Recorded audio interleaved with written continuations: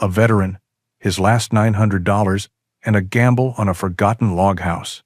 Liam Carter just wanted to find a peaceful place for his daughter, but his four-legged partner smelled the scent of a dark past.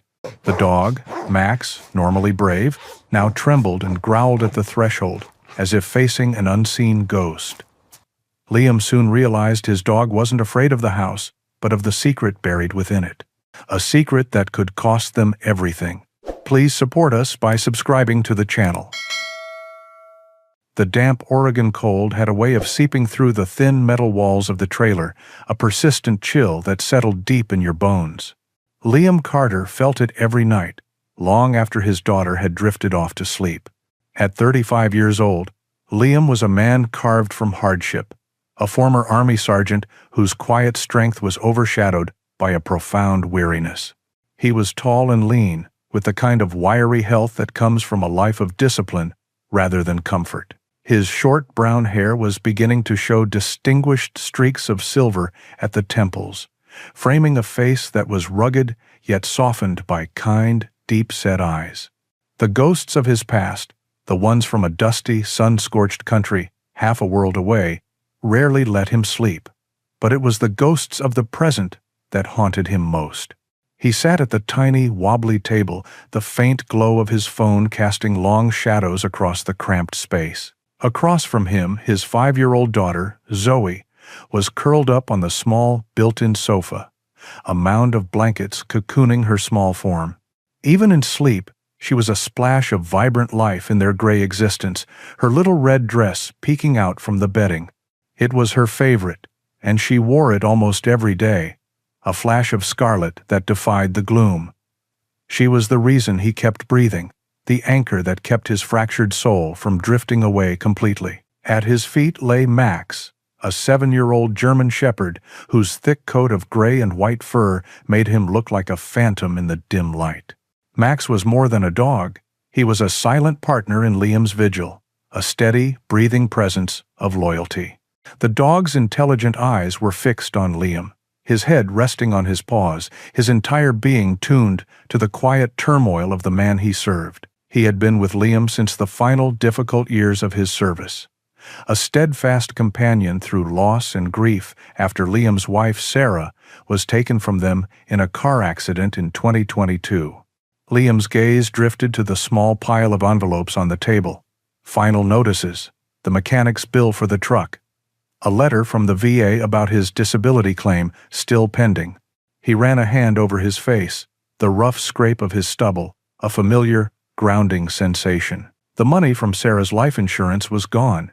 His disability checks were barely enough to cover gas and groceries. The last of their savings, a little over $900 he had guarded with a soldier's ferocity, was all that stood between them and the street. He had tried to find steady work, but the panic attacks came at the worst times, triggered by a loud noise, a crowded room, the scent of diesel fuel. No employer had the patience for a broken soldier. He was failing them, failing Zoe. The thought was a physical weight, pressing down on his chest until it was hard to breathe. He picked up his phone, his thumb scrolling aimlessly through job listings he knew he couldn't keep and rental ads he knew he couldn't afford. It was a ritual of self-punishment, a nightly reminder of his own inadequacy. But then, his scrolling stopped. It was an ad he had never seen before, buried on a county government website, a tax foreclosure auction. Curiosity, or perhaps desperation, made him tap the link. He saw listings for suburban homes and small commercial buildings, all starting at tens of thousands of dollars, far beyond his reach. He was about to close the page when he saw it. Lot 34B, 5 acres, remote property, includes dilapidated log structure. The starting bid was $750. His heart gave a sudden hard kick. He clicked on the single, grainy photo. It showed an old 2-story log house, nestled amongst towering pine trees.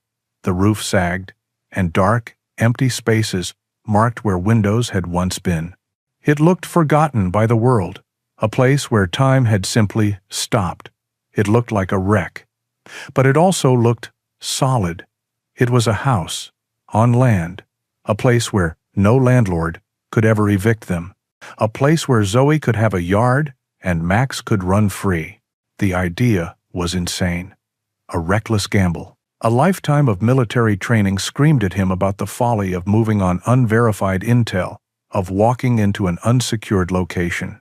But the father in him, the desperate, cornered man who would do anything to give his daughter a home, saw something else. He saw a mission, a high-risk, high-reward operation that could save his family. The next morning, the county courthouse felt like a foreign country. The air was thick with the scent of cheap coffee and ambition. Liam felt acutely out of place in his worn jeans and faded flannel shirt, a ghost among the predators. The auction room was filled with men in sharp suits, property developers with confident smirks, who looked at each other with the easy camaraderie of a wolf pack. Liam took a seat in the very back, trying to make himself small, with Max's leash looped tightly around his wrist. The dog sat beside him, a silent, imposing statue of calm. The auctioneer, a fast-talking man with a booming voice, moved through the first few properties with ruthless efficiency. Prices soared, thousands of dollars over the starting bids. Liam's fragile hope began to wither. His $900 felt like pocket change in this room. "All right, next up," the auctioneer called out. "Lot 34B, 5 acres with structure up on Mill Creek Road. We'll start the bidding at $750. Silence. The developers in the front rows barely looked up from their phones. To them, it was a worthless, remote property. Too much work for too little profit. Liam's heart hammered against his ribs. This was it. "Do I have $750? The auctioneer asked, his voice echoing slightly. Liam's hand felt impossibly heavy. He took a shaky breath and raised it just enough to be seen. "$750 from the gentleman in the back. Do I have $800? A man in a pinstripe suit, 3 rows ahead, lifted a single finger without looking up from his tablet. He was bidding out of boredom. $800. Do I have $850? Liam raised his hand again, his mouth dry. Max shifted at his feet, letting out a low, almost inaudible whine, sensing his master's distress. $850. Looking for $900. The man in the suit casually lifted his finger again. $900. Liam's blood ran cold. That was it. That was every penny. He could walk away now, cling to his tiny safety net for another week, maybe 2. Or he could jump.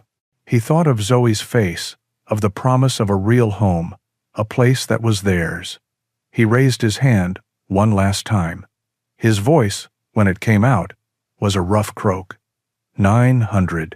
The auctioneer looked at him, confused. "Sir, the current bid is $900. I need $950.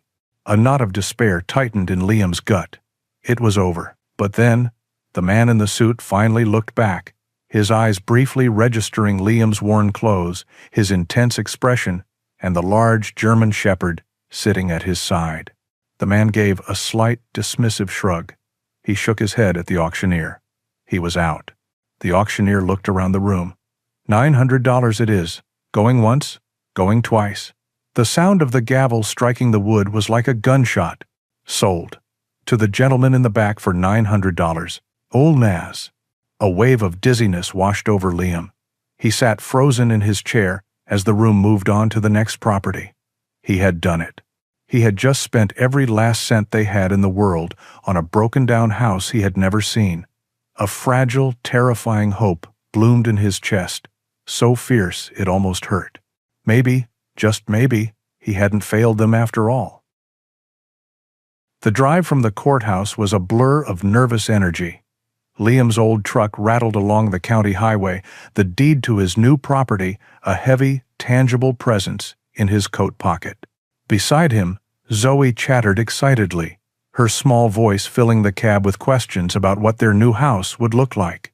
Would it have a swing? Could she have a room with pink walls?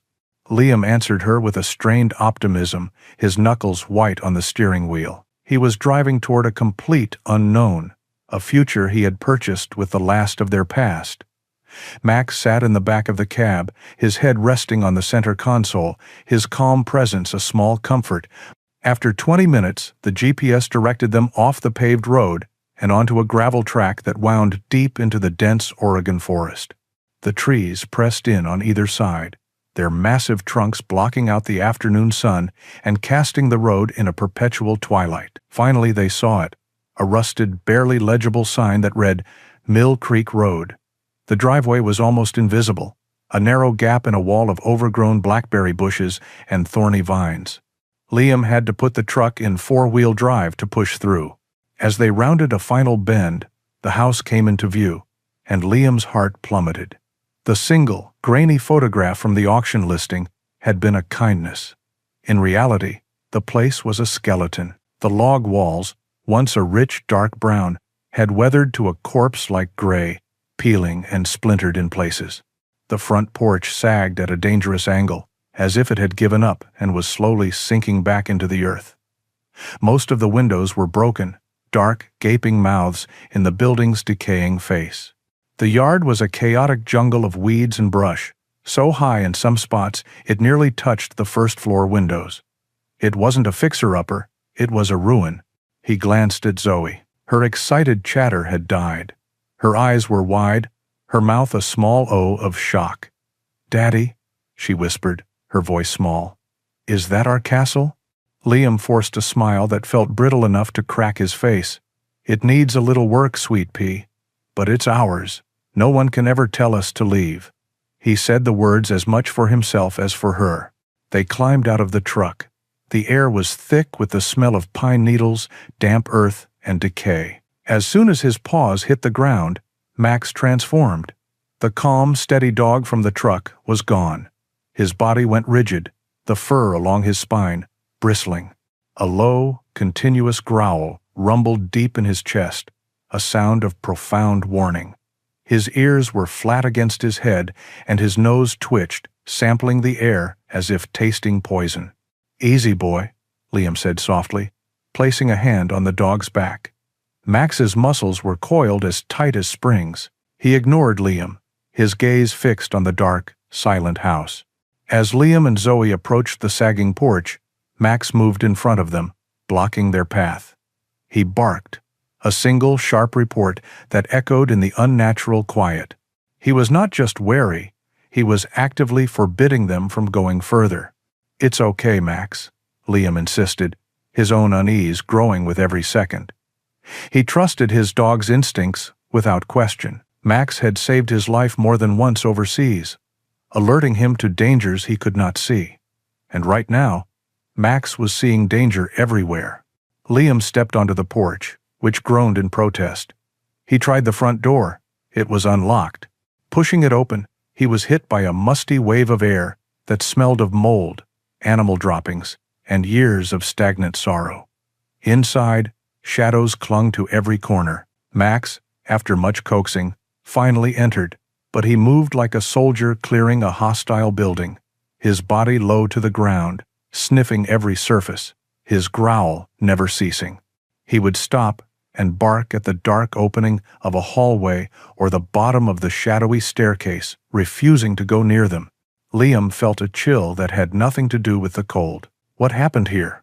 He was pulling a sheet of plywood from a broken window when he heard the sound of another engine, a low grumble that was slowly getting louder.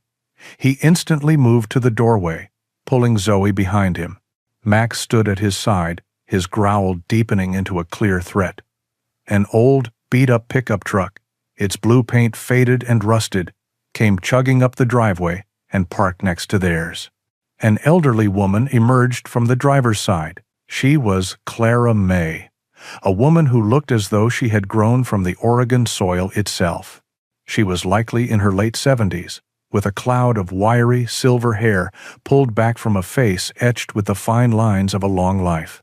Her eyes were a pale, sharp blue, missing nothing as they took in Liam, the little girl in the red dress, and the formidable dog standing guard. She was dressed for work, not for a social call, in sturdy denim pants and a faded red flannel shirt. "Howdy," she called out, her voice raspy but strong. She kept a respectful distance, nodding toward Max. "Heard the truck. Figured someone was finally brave enough to come up here. Or foolish enough. A little of both, I think." Liam admitted, relaxing slightly. Her demeanor was cautious, but not hostile. "I'm Liam Carter. This is my daughter, Zoe." "Clara May," she said. "Live just down the road. You the one who bought this place at the auction?" "That was me." "It's Raid." Clara May's eyes drifted to the house, a complicated expression on her face. "Well, you got yourself more than just a piece of land, Mr. Carter. You got yourself a story." She paused. This was the Pierce place. Belonged to a writer, a journalist. His name was Nolan Pierce. "What happened to him?" Liam asked. "Vanished," Clara said simply. "About 20 years ago, back around 2005. One day he was here, next he was gone. Car was still in the garage, all his notes, his clothes, everything. Just gone." Max let out a soft whine, as if confirming the sadness of the story. Clara May lowered her voice, taking a small step closer. "Folks around here have their theories. He was asking questions, the wrong kind of questions about the wrong kind of people." Her sharp eyes met Liam's. He was writing a big story about Gideon Croft and his logging company. The name meant nothing to Liam, but the way she said it, full of a quiet, ingrained fear, told him everything he needed to know. "Croft owns just about everything in this county that's worth owning," she continued, "and he's a proud, arrogant man. When Pierce disappeared, the investigation went nowhere. Croft let this place rot, never tried to buy it, never tried to tear it down. He just left it here, like a trophy of his power and a warning to anyone else who gets too curious. He figured whatever proof that reporter had was buried right along with him." End close. Liam looked from Clara's serious face to the dark, broken windows of his new home. He looked down at his daughter, who had hidden her face in his leg. He felt Max press against his side, a solid, reassuring weight. The cold he felt now was the icy dread of understanding. He hadn't just bought a dilapidated house, he had bought a tombstone, and its ghost was still here. The first few days were a battle of attrition against 2 decades of neglect. Since the main house was unsafe, they made their camp in the clearing beside it. Liam slept in the bed of his truck, with Max a vigilant sentinel on the ground below, while Zoe had a makeshift bed in the cab, surrounded by her stuffed animals. Each morning, Liam awoke to the monumental task he had purchased for $900. He felt a gnawing buyer's remorse, but one look at Zoe, her face bright with the novelty of their camping adventure, was enough to fuel his resolve. He was a soldier. This was just another hostile environment to be secured. He decided to tackle the outbuildings first, starting with a large, collapsing shed that might have once been a workshop. It seemed more manageable than the house, a smaller victory he could actually achieve. After prying the swollen door open, he was met with the sight of rusted tools, rotting sacks of unidentifiable contents, and a thick carpet of dried leaves and animal nests. He set to work with a grim determination, clearing the debris with a shovel and a rake. Hours later, as he was dragging a heavy, waterlogged workbench across the floor, his boot snagged on a loose board. With a crack of splintering wood, his foot punched straight through. Cursing under his breath, he pulled his leg out and knelt to inspect the damage. The floorboards were rotten through. But as he tore away the crumbling wood, he saw that the space beneath was not just dirt. It was a deliberately hollowed-out compartment. His breath caught. Lying in the dark space, covered in a fine layer of dust and cobwebs, was a metal box. His heart began to pound a slow, heavy rhythm. With careful hands, he lifted the box out. It was an old ammunition case, its army green paint flaking away to reveal spots of rust, but it was still solid. He worked the stiff latches, which groaned in protest before finally giving way. Inside, resting on a bed of what looked like yellowed newspaper, was a single object, a leather-bound notebook. He recognized it instantly as a journalist's notepad, the kind designed for taking notes on the go. He lifted it out. The leather was warped and stiff from years of dampness, but it had protected its contents. He opened it to the first page. The handwriting was sharp and angular, the ink slightly faded but still perfectly clear. It read, "Nolan Pierce, Notes: Project Blackwood. Liam sat back on his heels, the weight of the discovery settling on him. This was it. This was the voice of the man who had vanished. He was holding a piece of the ghost that haunted this land. He carefully closed the notebook and placed it in the cab of his truck, away from the dirt and decay. Later that afternoon, they moved their efforts to the main house. The living room was dominated by a massive stone fireplace, a beautiful piece of craftsmanship that was now choked with leaves and debris. While Liam shoveled out the hearth, Zoe played on the dusty floor with a couple of her dolls, her bright red dress a defiant splash of color against the gloom. Max, however, was not at ease. He paced the perimeter of the room, whining softly, his claws clicking on the grimy floorboards. Eventually, his nervous energy found a focus. He stopped at the base of the stone fireplace, his body rigid. He began sniffing intently at one specific spot, his wet nose pressed against the mortar between the stones. A low whine escaped his throat, and he began to paw at the area, his claws scraping uselessly against the hard surface. "What is it, boy?" Liam asked, pausing his work. "You find a mouse?" Max ignored him. He looked back at Liam, let out a sharp bark, then turned and nudged the same spot with his nose again. He was trying to tell him something. Liam ran his hands over the stones, but they all felt solid, cold, and immovable. He was about to dismiss it when Zoe's small voice piped up. "Daddy," she said, pointing a small finger, "the house has a wobbly tooth."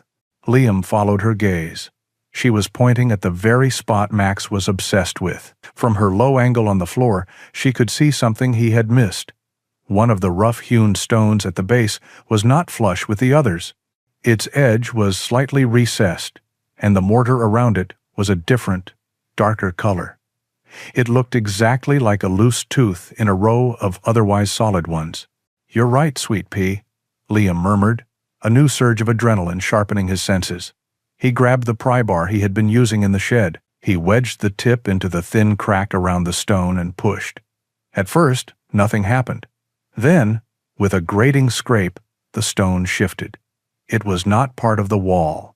It was a cleverly disguised plug. He worked it loose and pulled it free, revealing a dark, square hole hidden in the chimney's foundation. He shone his phone's flashlight inside. There, tucked deep in the back, was another container. This one a small, sealed tin box, the kind that old-fashioned cookies or tea came in. It was in much better condition than the ammo case, having been protected from the elements within the heart of the house. He reached in and pulled it out. He sat on the floor, with Zoe on one side and Max on the other, both of them watching him with intense curiosity. He pried open the lid. The contents were packed tightly. There were no grand treasures, no piles of money.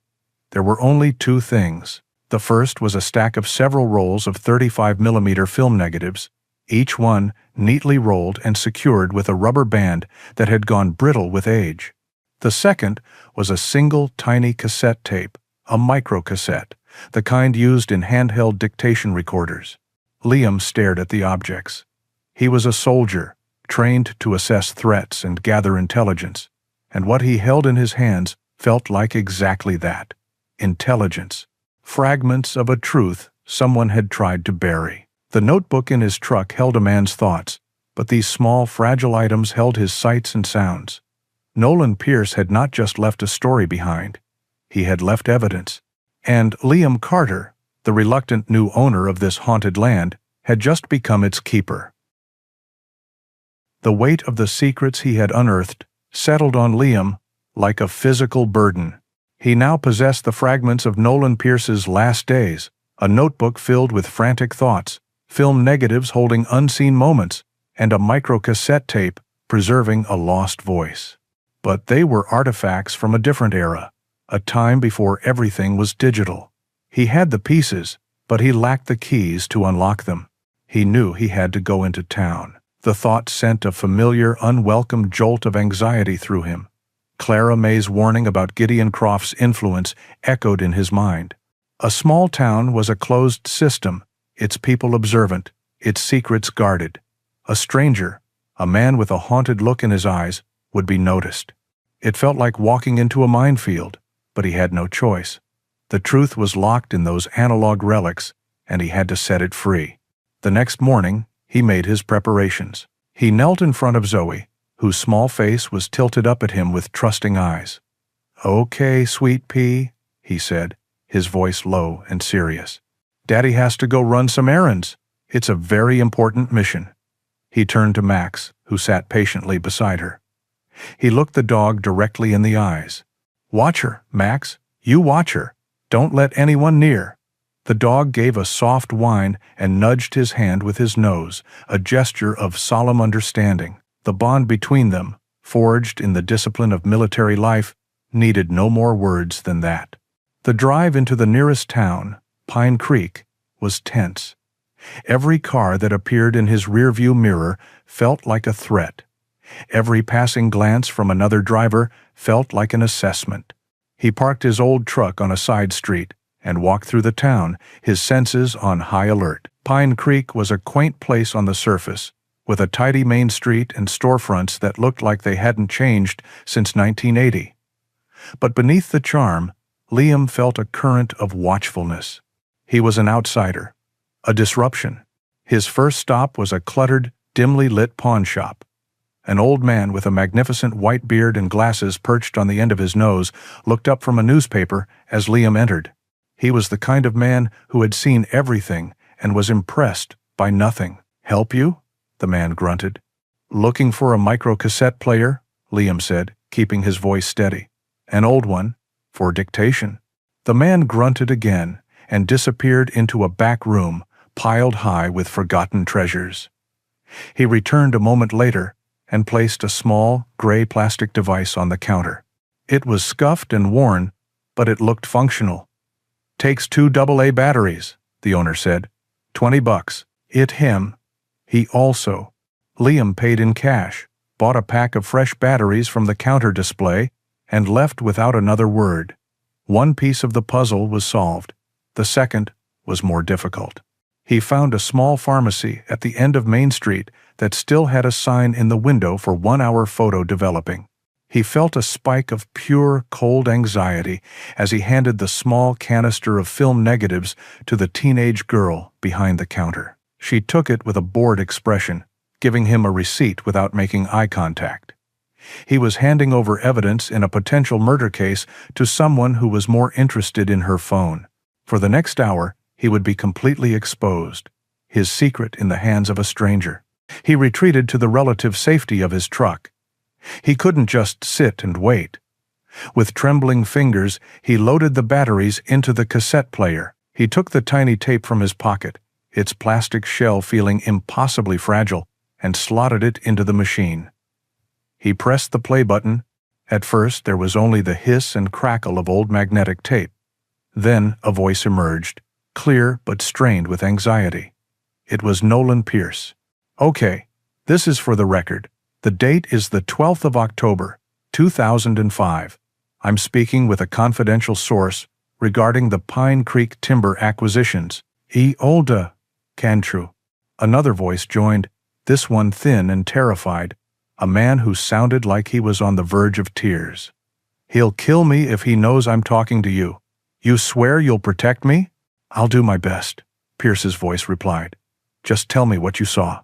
The scared man's voice dropped to a conspiratorial whisper. "It's the chemicals. From the old mill. They're not disposing of them. They're burying the barrels, at night, up on the old logging tracks. The ones Croft acquired after the fires in 1999. The ones that border the state forest. It's poisoning the watershed. I saw the manifests. I tried to tell my supervisor, and the next day my car was run off the road. They said it was an accident." Liam's blood ran cold. He was living on that watershed. Zoe was playing in that soil. The man's testimony continued, a desperate torrent of words about falsified environmental reports, payoffs to county inspectors, and a pervasive culture of fear. It was a clear motive for murder. Nolan Pierce had not just been investigating land fraud. He had proof of a massive environmental crime. When the hour was up, Liam walked back into the pharmacy on unsteady legs. The girl handed him a thick envelope of photographs. He took them back to the truck before he dared to look. He pulled out the stack of glossy prints. They were grainy, clearly taken from a distance with a powerful zoom lens, but the images were damning. The first few photos showed Gideon Croft, a man who radiated an aura of power and menace, even in a blurry photograph. He was standing on a familiar-looking piece of land, the very land Liam now owned, deep in conversation with two rough-looking men. In another photo, taken at night, the headlights of a truck illuminated barrels being unloaded into a freshly dug pit. Another set of images showed Croft in a heated argument with a man Liam assumed was Nolan Pierce. Even from a distance, the anger in their body language was palpable. The final photograph was the most chilling. It showed a close-up of a hand passing a thick envelope of cash to a man wearing a local sheriff's department uniform. Liam stared at the pictures, his soldier's mind connecting the dots with cold, hard precision. The whistleblower's voice on the tape, the images of the barrels, the payoff to the sheriff, the argument. It was all here. He was sitting in his truck in the middle of a quiet town, holding the 20-year-old ghost of a crime in his hands. The secrets of the land were no longer a mystery. They were a conspiracy. And by unearthing them, he had just painted a target on his own back. The knowledge Liam now possessed was a toxic secret, poisoning the fragile peace he had hoped to find. He spent the following day in a state of heightened alert, a feeling he hadn't experienced with such intensity since his last tour of duty.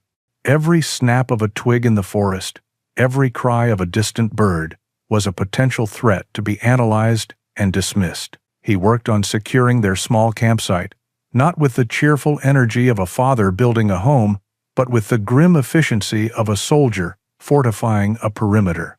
He had hidden the notebook, the tape, and the developed photos in separate, secure locations, his training dictating that he never keep all his intelligence in one place. He had a choice to make. He could take the evidence and run, disappear into the anonymity of some city, and hope Croft's reach didn't extend that far. Or he could stay and fight. Looking at Zoe as she made a small castle out of pebbles and twigs, her red dress a bright beacon of innocence, he knew there was no choice at all.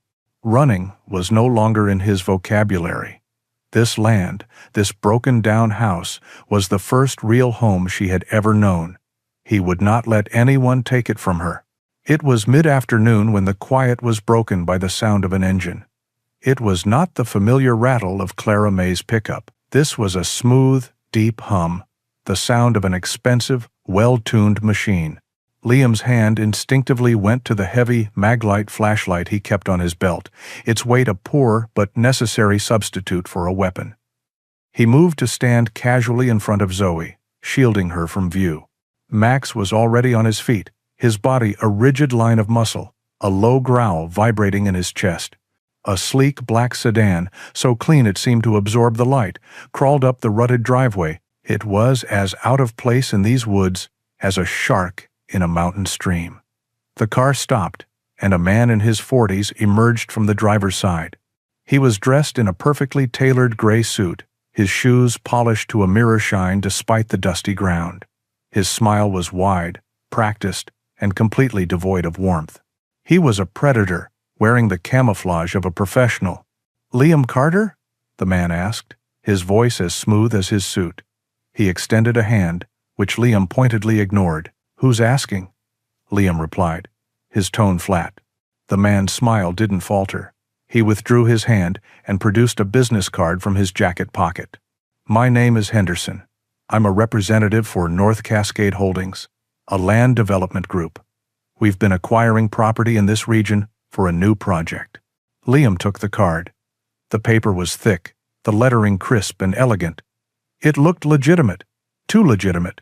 "I understand you recently purchased this parcel at the county auction," Henderson continued, his eyes doing a quick, dismissive sweep of the dilapidated house and their meager campsite.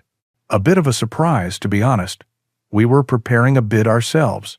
But no matter, my company has authorized me to make you a very generous offer to take it off your hands."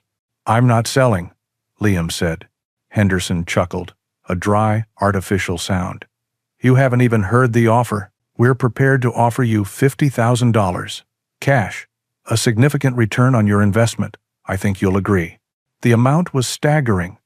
It was enough to change everything, to find a decent rental, to fix his truck, to give Zoe a life without the constant gnawing anxiety of poverty. For a split second, temptation flickered. He could take the money and walk away from this whole mess. But then he looked at the cold, calculating eyes of the man in front of him. This wasn't a business offer. It was a threat, disguised as a transaction. Throughout the exchange, Max had remained a statue of silent menace. He had moved to stand directly in front of Zoe, positioning his body as a living shield. He did not bark. He simply stood his ground, the deep, guttural growl never ceasing, his gaze locked on Henderson. The man did his best to ignore the 75-pound animal that was clearly promising to tear him apart if he took one more step. But a thin sheen of sweat had appeared on his forehead. "The answer is no," Liam said again, his voice leaving no room for negotiation. "This is my home now. It's not for sale." For a brief instant, Henderson's mask of friendly professionalism slipped. A flicker of cold, hard annoyance crossed his face before being replaced by the same empty smile. "That's a shame," he said, his tone now carrying a slight edge. "Property like this, so remote. It can be a lot to handle for one person. Unforeseen problems can arise. I strongly suggest you reconsider." He gave a curt nod. "You have my card. The offer stands for 48 hours. He got back into his sedan and expertly reversed down the difficult driveway, disappearing as quickly as he had arrived. The silence he left behind felt heavy and dangerous. As soon as the car was gone, Max finally relaxed, shaking out his thick coat as if to rid himself of the man's presence. Liam pulled out his phone. He typed the name of the company from the business card, North Cascade Holdings, into the search engine. The results confirmed his suspicions.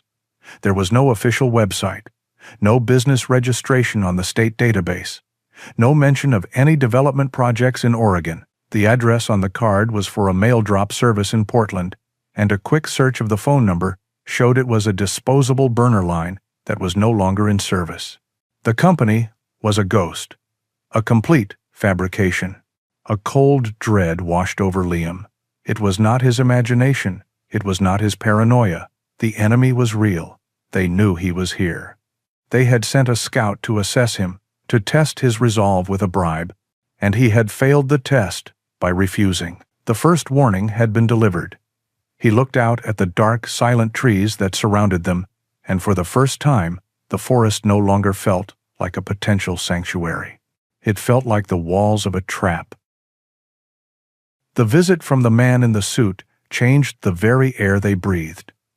Paranoia became a constant companion, a ghost that walked beside Liam through the day and sat with him through the long, watchful nights. He started sleeping in shifts, a habit from the army he had hoped to leave behind forever. He trusted Max to stand guard, but the dog couldn't defend against an enemy who moved in shadows, an enemy with wealth and influence. Every rustle of leaves was a footstep, every shadow a potential threat. Their most immediate problem was water. The few gallons of bottled water he kept in the truck for emergencies were dwindling fast. The property had an old hand pump well, its iron arm rusted and stiff, but Clara May had assured him the water was clean and sweet. It was their only sustainable source. One morning, with the sun just beginning to burn the mist off the trees, Liam took 2 large buckets and headed for the well. Max trotted at his side, as always, but as they neared the stone ring of the well, the dog's demeanor shifted. He stopped, his body lowered, and a low whine emanated from his throat. He sniffed the air, his nose twitching, and then looked at Liam with an expression of clear alarm. "It's just water, boy," Liam said, trying to reassure him. He placed a bucket under the spout and began to work the heavy pump handle. With a series of groans and squeals, water began to gush out, splashing into the bucket. It looked clear, cold, and perfect. He filled the first bucket and was about to fill the second when Max moved with sudden, surprising force. The dog shoved his body against Liam's legs, pushing him away from the well and letting out a volley of sharp, insistent barks. He then moved to block the bucket, planting his feet and growling at the water itself. "Max, what is it?" Liam said, confused and annoyed. They needed this water. But the dog would not budge. He was frantic, looking from the water to Liam, his eyes wide with a desperate warning. Trust in his partner, his four-legged soldier, overrode his own judgment. He knelt beside the bucket. At first, he smelled nothing but damp earth and iron. But then, as he brought his face closer, he caught it. A faint, acrid undertone.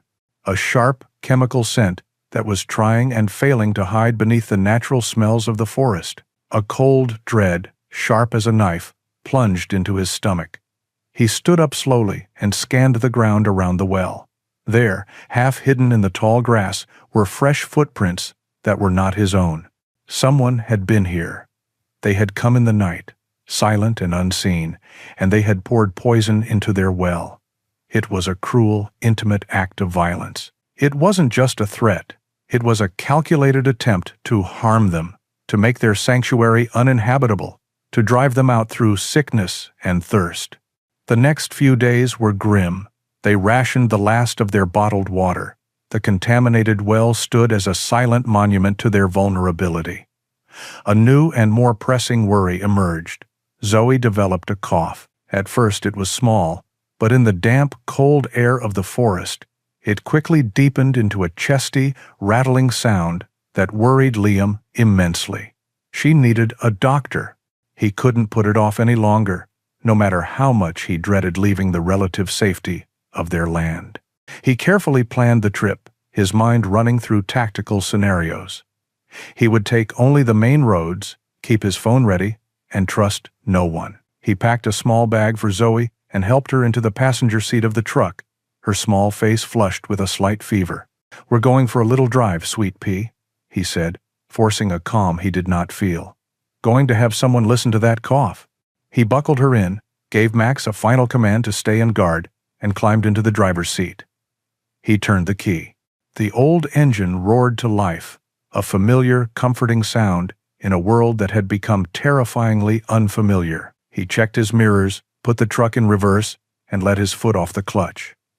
The truck began to roll backward down the slight incline of their camp. He pressed his foot onto the brake pedal to slow their descent. Nothing happened. The pedal went straight to the floor with no resistance, a dead, spongy feeling that signaled total failure. The truck lurched, picking up speed. Panic, cold and absolute, seized him. For a horrifying second, he saw the steep, winding drop-off of the main track just 100 feet away. He yanked the handbrake with all his strength. The tires locked, skidding through the dirt and gravel, and the truck shuddered to a violent stop just yards from the edge. He sat there, his heart hammering against his ribs, his breath coming in ragged gasps. Zoe was crying, frightened by the sudden jolt. He unbuckled himself, his movements jerky. He knew, with the chilling certainty of a man who had seen death up close, what he would find. He slid under the chassis, the damp earth cold against his back. He shone his flashlight along the axle, and there it was. The rear brake line, which should have been a solid continuous tube, was severed. It wasn't a rust hole or a stress fracture. It was a clean, deliberate cut, the metal shining where the tool had sliced through it. A small, dark puddle of brake fluid was already forming in the dirt below, a testament to how recently it had been done. Liam slid out from under the truck, his hands covered in grime and brake fluid. He stared at the small, gleaming cut. This was the final escalation. Poisoning the well was an act of cruel intimidation designed to make them leave. This was different. This was attempted murder. They had calculated his route, the steep, treacherous road that led away from his property. They had turned his truck into a 2-ton coffin. He looked at the house, at the tall, silent trees. Gideon Croft was no longer just a ghost from the past or a name spoken in fear. He was an active, lethal threat. The warnings were over. The fight for survival had begun. The sight of the severed brake line was a declaration of war. All the fear and uncertainty that had been swirling inside Liam since their arrival now solidified into a cold, hard certainty. They were not trying to scare him away anymore. They were trying to erase him. He stood there for a long moment, the scent of brake fluid sharp in the air, his mind working with the detached clarity that only came in moments of extreme danger. He was a soldier, and his position had been compromised. His vehicle was disabled, his water supply was poisoned, and his enemy had proven they could get to him whenever they wanted. A tactical retreat was impossible. That left only one viable option: counterattack. But he had no weapons, no support. All he had was the information Nolan Pierce had left behind. And that, he realized, had to be the key. Pierce was a smart man, a methodical journalist facing a ruthless enemy. He would never have left all his crucial evidence in the house. The notebook, the tape, the film, they were the introduction, the table of contents to a much larger story. Pierce must have known that his home could be searched, that anything within its walls was vulnerable. He would have created a fail-safe, a final cache of the most damning evidence, hidden somewhere safe, somewhere Croft would never think to look. Finding that cache was no longer about justice for Nolan Pierce. It was about survival for Liam and Zoe Carter. But where to even begin? The property was 5 acres of dense, untamed forest. A search would take weeks. Weeks they did not have. He paced the small clearing in front of the house, his mind racing, trying to think like a man hiding his life's work from a killer. It was Max who broke his frantic train of thought. The dog, who had been sitting quietly by Zoe, seemed to sense the shift in Liam's demeanor from fear to focused resolve. He got up, walked over to Liam, and pushed his head firmly against his hand. Liam stopped pacing and looked down at his partner. The dog's intelligent eyes were fixed on his, and in them, Liam saw not fear, but purpose. Max let out a single sharp bark, a sound that was not an alarm, but a summons. Then, he turned and trotted decisively towards the dark tree line at the far end of the property, a section of deep woods they had not yet dared to explore. He stopped at the edge of the trees and looked back, his tail giving a slight, impatient wag. He was waiting. A profound sense of trust, deeper than any words, flowed through Liam. He had followed this dog through treacherous terrain before, had trusted his instincts over his own eyes and ears. He would trust him now. "Zoe, sweet pea, I need you to stay right here by the truck," he said, his voice calm. "Max and I are just going to check something in the woods. You be a big girl and stay right here where I can see you, okay?" Zoe nodded, her small face serious. Liam grabbed a heavy shovel and a steel pry bar from his truck, his heart pounding with a strange mix of dread and hope. He followed Max into the woods. The forest was a different world. The light grew dim, filtered through a thick canopy of ancient pine and fir trees. The ground was a soft, damp carpet of pine needles and moss. Max moved through the undergrowth with a quiet confidence, never hesitating, his nose occasionally dropping to the ground as if following a scent only he could perceive. Liam followed close behind, the woods silent, except for the sound of their own movements. After a 10-minute walk that felt like a mile, Max led him to a place that felt different. It was a small, almost circular clearing, dominated by a cluster of immense, moss-covered boulders that looked as though they had been dropped there by a giant's hand. The air was still and heavy, and the place had the solemn, sacred feel of a natural cathedral or an ancient burial ground. Max went straight to the largest boulder, a monolith of granite that rose 10 feet out of the earth. He sniffed the ground at its base, his tail vibrating. He circled it once, then returned to the same spot. He looked back at Liam, let out another sharp bark, and then he began to dig. His powerful front paws tore at the earth with a frantic, desperate energy, sending soil, moss, and tangled roots flying through the air. This was it. Liam felt it in his bones. He moved to the spot and gently nudged the dog aside. "Okay, boy. I've got it from here." He drove the tip of the shovel into the ground. The work was brutal. The earth was compacted and laced with a thick, stubborn network of roots. For nearly an hour he dug, his muscles screaming in protest, sweat stinging his eyes. A small part of his mind began to whisper doubts. Maybe Max had just smelled an animal's burrow. Maybe this was all a waste of their precious, limited time. He was tired, his hands were raw, and he had found nothing but dirt and rock. He paused to catch his breath, leaning on the shovel, ready to give up. Max whined and nudged his hand, urging him on. Liam took a deep breath and plunged the shovel back into the hole, which was now nearly 3 feet deep. This time, it didn't meet the soft resistance of soil or the hard scrape of rock. It hit something with a dull, solid thud, a sound that was completely unnatural. Adrenaline surged through him, washing away his exhaustion. He dropped to his knees and dug with his bare hands, tearing at the dirt. His fingers brushed against a hard, ribbed plastic surface. He cleared the remaining soil away, his heart pounding in his ears.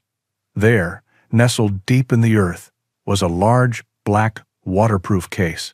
He recognized the brand immediately. It was a Pelican case, the kind the military used to transport sensitive equipment. Airtight, waterproof, crush-proof. The perfect modern-day treasure chest. With a final grunt of effort, he used the pry bar to lever the heavy case out of the hole. It was heavier than he expected. He dragged it onto the mossy ground and knelt before it, breathing heavily. Max sat beside him, panting softly, his duty fulfilled. Liam placed a trembling hand on the lid of the case. He didn't need to open it to know what was inside. It was Nolan Pierce's last resort. It was his own last hope. He had found the weapon he needed to fight back. Liam did not open the case in the woods. Whatever was inside, it was not for the forest to see.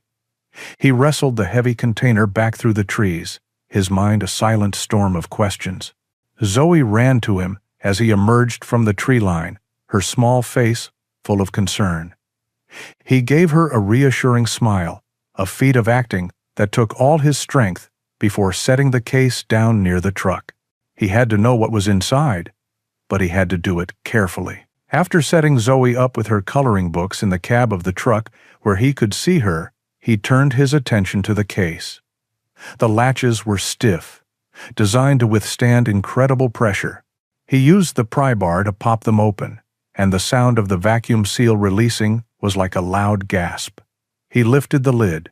The contents were nestled in a bed of thick, precision-cut foam, a testament to Nolan Pierce's methodical nature.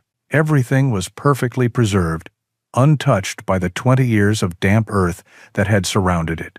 There were 3 items, just as the summary of his life's work had promised: a thick sealed manila envelope, a tightly rolled map secured with a leather cord, and a single old-fashioned brass key attached to a simple paper tag with a number written on it in neat black ink. There was an austere and solemn finality to the collection. It was a dead man's last will and testament. With hands that felt clumsy and numb, Liam picked up the envelope. On the front, in the same angular handwriting from the notebook, were 3 words: "To whoever finds this." He broke the seal. The paper inside was crisp, as if it had been written only yesterday. He began to read. "If you are reading this, it means my time has run out, and it means Gideon Croft is responsible. My name is Nolan Pierce.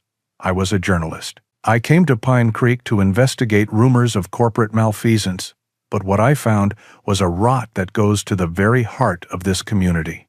Gideon Croft is not just a corrupt businessman. He is a predator who has been poisoning this land and its people for years for profit. I have documented it all: the illegal dumping of toxic waste, the fraudulent land acquisitions, the payoffs to local law enforcement. The evidence I gathered is irrefutable. But Croft is powerful, and he is ruthless. He discovered my investigation. He threatened me. He tried to buy my silence, and when that failed, he made it clear that he would silence me permanently. I knew I would not survive. That is why I created this trail for you. The items you found in the house, the notebook, and the recordings, they were the first layer. They were real, but they were also a test. I needed to ensure that whoever found them was not one of Croft's men, but someone with the courage and persistence to follow the truth to its end. If you have come this far, you are that person. The final, original, and undeniable evidence is not in this case. It would have been foolish to leave it here. The original accounting ledgers, the signed contracts for the fraudulent land deals, and a final audio recording of Croft explicitly threatening my life, all of it is secure. I have placed it in a safety deposit box, number 412, at the Liberty National Bank in downtown Portland. This key will open that box. You must not, under any circumstances, trust the local authorities. The photo you have likely seen is only the tip of the iceberg. Croft's influence runs deep. They will not help you. They will bury you and this evidence right alongside me. I don't know who you are. I can only hope you are someone who believes that the truth is worth fighting for. Please, do not let him get away with this. Do not let my work, my life, be for nothing. The house chose you for a reason. Finish what I started. Liam let the letter fall into his lap. The paper felt heavy, weighted with the soul of the man who had written it. He was no longer just a man in possession of a secret. He was the recipient of a final request, a soldier given one last, desperate mission by a fallen comrade he had never met. He unrolled the map. It was a detailed topographical map of the entire county. Pierce had marked it up with dozens of annotations. Red circles indicated the illegal dump sites. Blue arrows showed how the poison would leach into the watershed, directly towards his own property and the town of Pine Creek. X's marked the locations of secret meetings, cross-referenced with dates from his notebook. It was a complete schematic of Croft's criminal enterprise. Finally, he picked up the key. It was a simple object, cold and solid in his palm, a small piece of brass that could unlock a Pandora's box of truth and justice. It felt like the heaviest thing he had ever held. He sat there for a long time, the three items laid out before him, a map of his past, a key to his future. The path ahead was now terrifyingly clear. He had to get to Portland.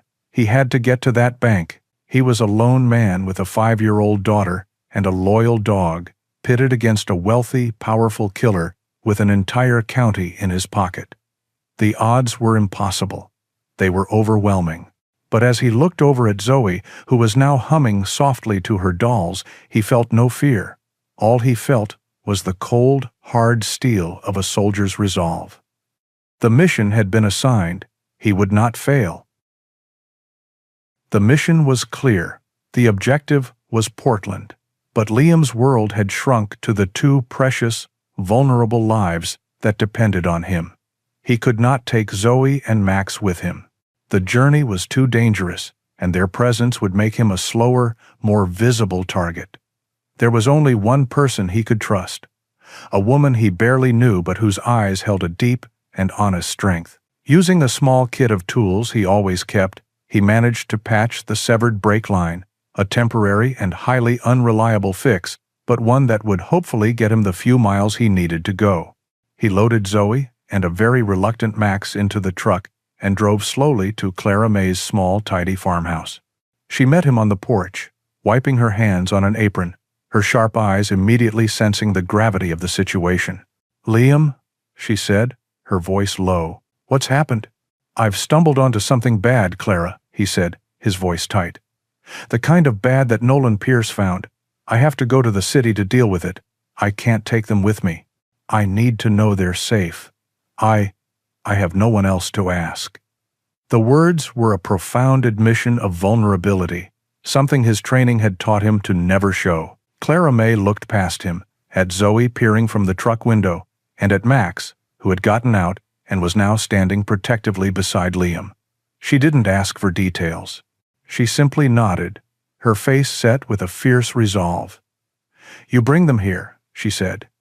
"Anyone who wants to get to them will have to come through me first, and my 12-gauge shotgun." The goodbye was one of the hardest things Liam had ever done. He knelt in front of Zoe, hugging her tight. "You're going to have a sleepover with Mrs. Clara," he said, his voice thick with emotion. "You be a good girl. I'll be back before you know it. I love you, sweet pea." Then he turned to Max. The dog was whining, a deep, mournful sound, his body trembling with the conflict of his duties.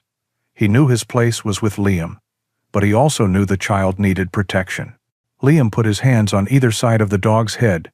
"Stay," he commanded, his voice firm but full of love. "Guard. You guard Zoe. That's an order." Max licked his hand once, a solemn promise, then went to sit by the steps of Clara's porch, his eyes never leaving Zoe. As Liam drove away, the image of his daughter waving from the porch and his dog standing sentinel was burned into his mind.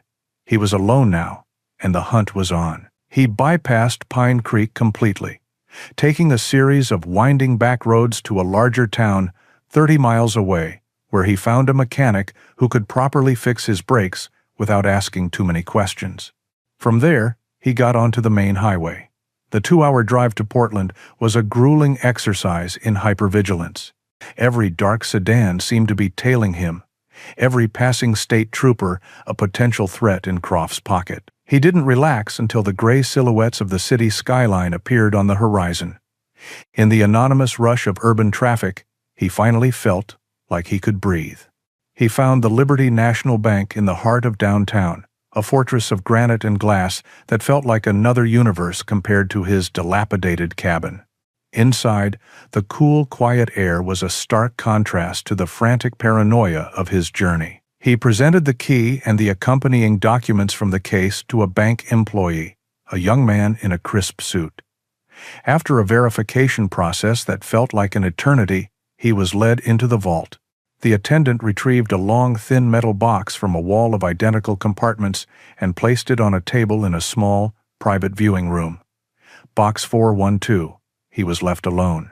With a deep breath, he opened it. It was all there.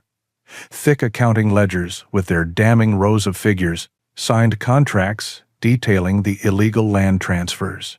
And at the bottom, another microcassette. This one labeled in Pierce's sharp handwriting, GC Final.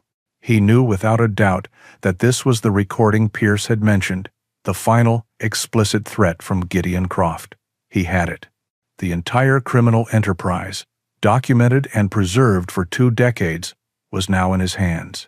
He found a small, anonymous motel on the outskirts of the city and bought a cheap burner phone at a corner store. He locked himself in the room and dialed a number he had committed to memory years ago. It rang twice before a voice answered, a voice he knew as well as his own. "Riley." "Mark, it's Liam Carter." There was a moment of stunned silence on the other end of the line. "Liam? My God. Where are you? Are you okay?" Agent Mark Riley had been Liam's team leader in the Army, a sharp, decisive man Liam trusted with his life. Now, he was a special agent with the FBI. "I'm okay, Mark, but I'm in some serious trouble." Quickly and concisely, Liam laid out the entire story, from buying the house to the contents of the box, now sitting on the motel bed. Riley listened without interruption. When Liam finished, he didn't express disbelief or doubt. Instead, his voice was tight, with a sudden, focused intensity. "Liam, where are you right now?" "A motel in Portland. Why?" "Because you just walked into the middle of one of our oldest and most frustrating cold cases," Riley said, his voice dropping. "We've had a file on Gideon Croft for years. Suspected financial crimes, interstate fraud, racketeering. The man is a ghost, slippery as they come, always covers his tracks with lawyers and shell companies. We've never had anything that would stick, and certainly nothing to tie him directly to a violent crime." "I have him, Mark," Liam said, his voice steady. "I have his original ledgers, I have signed contracts, and I have a recording of him threatening to murder Nolan Pierce just before he disappeared." The line went quiet for a second, and Liam could almost hear the gears turning in his old friend's mind. Then Riley's voice came back, sharp and decisive, the voice of a commander giving an order. "Stay put. Lock your door and do not move. Do not talk to anyone. We're coming to you. Liam, you just gave us the key to bring him down. It is the comin'." Liam hung up the phone. A profound, shuddering wave of relief washed over him, so powerful it almost brought him to his knees. He leaned his head against the cool wall of the motel room and closed his eyes. His lonely, desperate war was over. The cavalry was finally on its way. The hours Liam spent waiting in the sterile silence of the motel room were some of the longest of his life. Just after dawn, a quiet, firm knock came at his door. It was Agent Mark Riley, his old friend. His face now etched with the serious lines of his profession, but his eyes held the same steady look of respect, Liam remembered. He was flanked by two other agents, their presence a silent, overwhelming statement of federal power. The transfer of the evidence was a solemn, formal procedure. Liam handed over the box from the bank vault, the contents of which represented the final words of a murdered man. His mission was over. The responsibility was no longer his alone. What followed was a storm of calculated precision. While Liam remained in protective custody in Portland, Riley's teams moved with the swift, undeniable force of a lightning strike. They hit Gideon Croft's corporate headquarters in Pine Creek and his sprawling, opulent estate simultaneously. The local titan, the man who had ruled the county through fear and corruption for decades, was taken completely by surprise. News footage, which Liam watched on the motel television, showed Croft being led from his mansion in handcuffs, his face a mask of disbelief and pure, unadulterated rage. The untouchable man had finally been touched. His key associates, including the county sheriff, were arrested in the same coordinated sweep. Later that day, another team, using the detailed map from Nolan Pierce's case, began to excavate a remote, carefully chosen spot in the state forest. Before nightfall, they found what they were looking for. After 20 long years of silence, the remains of Nolan Pierce were finally recovered, bringing the final, grim piece of the puzzle into place. Justice, long buried, had been unearthed. It was 2 days later when Liam was finally cleared to return. The drive back was the polar opposite of his journey to the city. The paranoia was gone, replaced by a profound, bone-deep exhaustion and an even deeper sense of relief. When he pulled up to Clara May's farmhouse, Zoe came running out onto the porch, a flash of scarlet against the rustic wood.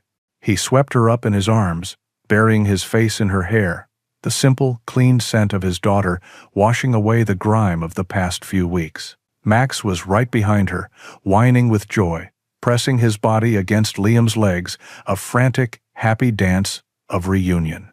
In that moment, surrounded by the two souls he loved most in the world, Liam felt the fractured pieces of his own soul begin to knit back together.